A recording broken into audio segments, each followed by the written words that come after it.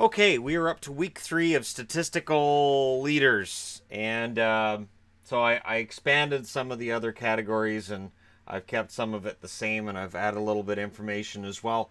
Austin Matthews is still the leader in scoring with 10 goals and 6 assists for the Leafs because he has more goals than the other two guys tied with him in points. Patrice Bergeron, 7 goals and 9 assists. He's had an amazing start. I don't know how long he can keep this up. I don't expect him to score 100 points or anything like that. But it's been a great start for Bergeron, and people aren't talking about it a whole lot because of his line mate.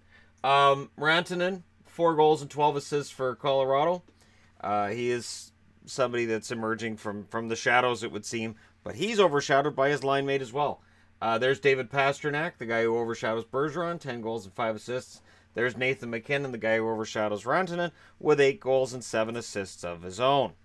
And below them, you've got Sebastian Aho, Morgan Riley, both with 4 goals and 10 assists.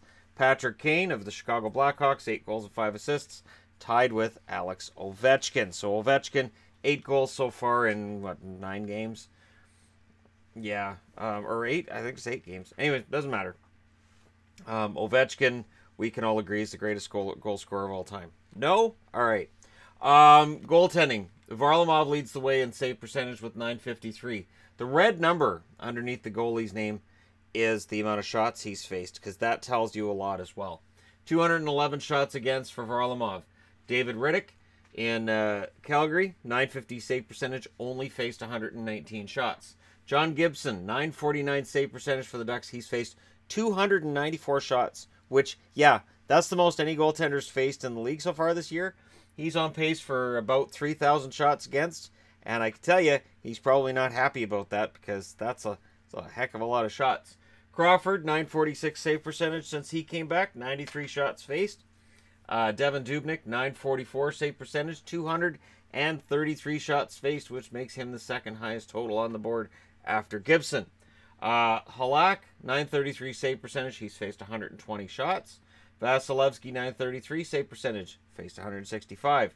Kincaid in New Jersey, .929 save percentage, 155 shots faced. And Pekka Rinne, too good right now, at .929 and 141 shots against. Now, looking at some stats, I wanted to point out some stats that maybe we don't talk about very much. Like Winnipeg is leading the league in penalty minutes with 154. Number 2 on the list is surprisingly Detroit with 115.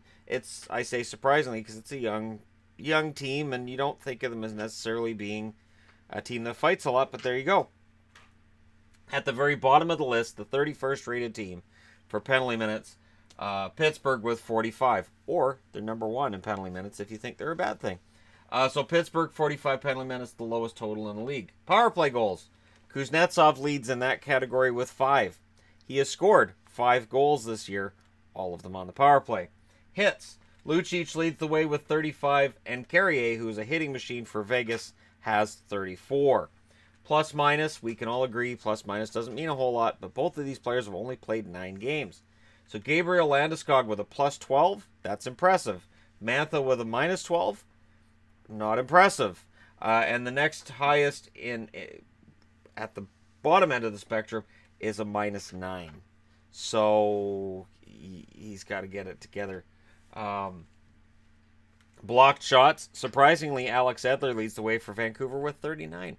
39 blocked shots for Alex Edler of the Canucks. He's actually having a decent start this year, and I will give credit where it's due. Ice time. Seth Jones came back last night and played 27 minutes and 24 seconds. So Columbus, not worried at all about any lingering effects from his injury, and he plays the most minutes in last night's game that puts him ahead of the average. It'll come down. Not that much, though. Doughty's number 2 on the average ice time with 26 minutes and 42 seconds. Chris Letang, 26 minutes and 32 seconds. And there's John Carlson earning his paychecks with the Washington Capitals at 26 minutes and 27 seconds.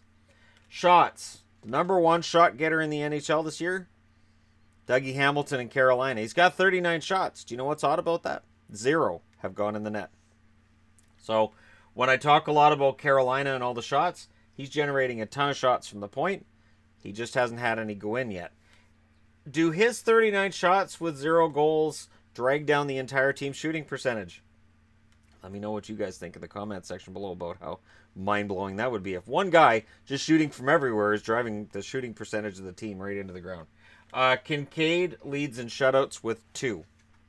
And in net, there are 10 goalies that currently have 4 wins. So there was no point putting all 10 of them on the board.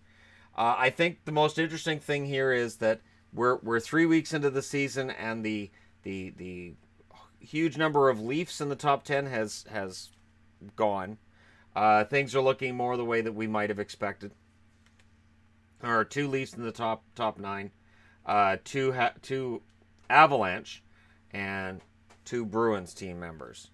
And again, I don't expect Bergeron to be there at the end of the year. I think of these guys that are in the top 9, Matthews likely stays there.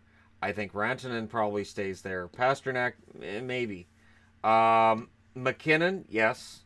Aho, I'm not sure if Aho will stay in the top 9 for the year. I do think he's going to have an excellent season. Point per game, sure.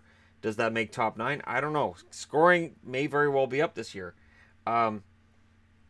Riley, I don't think ends up in the top 9 at the end of the year, but he's had an excellent start. Kane is a maybe as well, and then Ovechkin. It's Alex Ovechkin. I'm not going to bet against him being in the top 9. But there are names that are not on this. Connor McDavid is not yet on here. Sidney Crosby, of course, is not on here. Evgeny Malkin, who's had an excellent start, is not on the chart either. There are a lot. And for the record, McDavid does have 5 goals and 8 assists. But if I included 13 points, all I would have had room for basically is just the scoring leaders. If I'd cut off everybody at 13 points, and then there would have been, well, this guy's got 12. He should have been in there too. And then, yeah, then we're just basically reading through NHL stats, which isn't 100% fun. But let me know which of these stats surprises you and which one does not. Don't forget to hit like and subscribe. If you're browsing your way through, you just happened upon this video. Thank you guys so much for watching. I'll talk to you again soon.